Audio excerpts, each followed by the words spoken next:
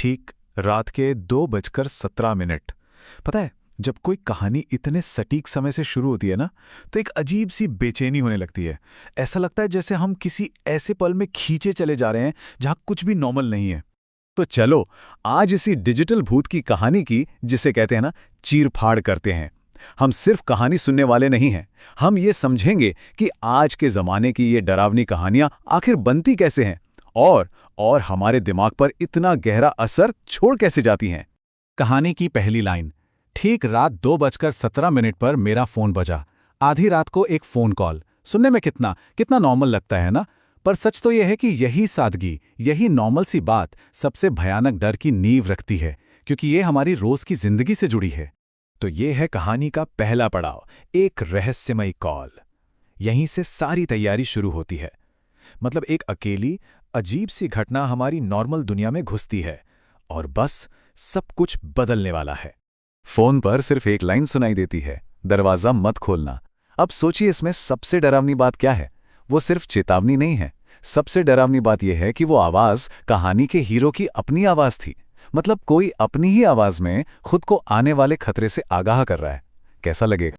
और बस यहीं से वो सवाल खड़ा होता है जो हमें कहानी में खींच लेता है। लेकिन ये आवाज थी किसकी? ये है पहचान के खो जाने का डर। अगर आवाज किसी की अपनी है पर उसने तो कुछ कहा नहीं, तो फिर वो है कौन? अब आता है कहानी का अगला हिस्सा, तस्वीर का आतंक। और ये वो मोड़ है जिसे कहते हैं पॉइंट ऑफ नो रिटर्न। यहां से वापसी का कोई रास्ता नहीं है।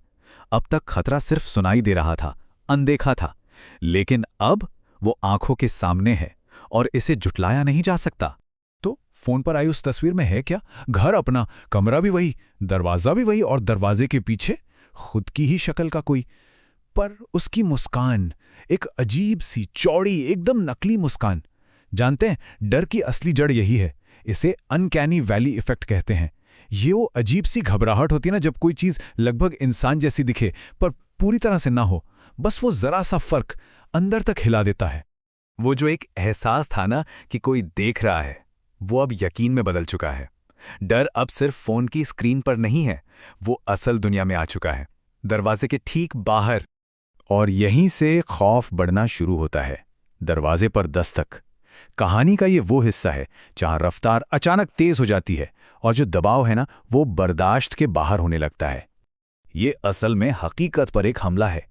जरा देखिए कैसे परत दर परत डर को बढ़ाया गया। पहला कदम दरवाजे पर एक हल्की सी दस्तक, दूसरा कदम एक और फोन कॉल, और इस बार एक डरावना दावा, मैं तुम हूं।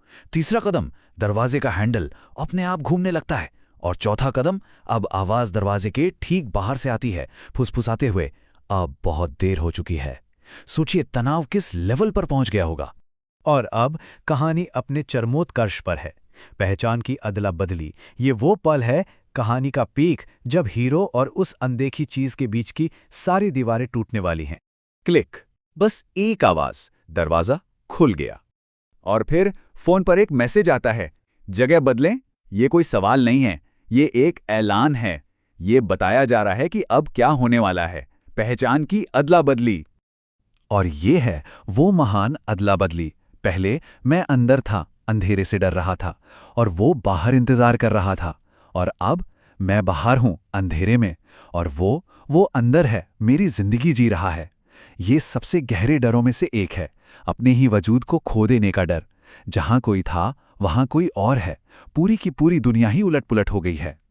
लेकिन क्या कहानी यहां खत्म हो गई? नहीं, अब आता है अंजाम। अगला कौन?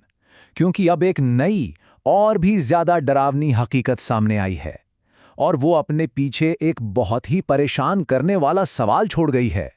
तो आखिर ये चीज है क्या? इसका एक नाम है डॉपलगैंगर, मतलब हमशक्ल।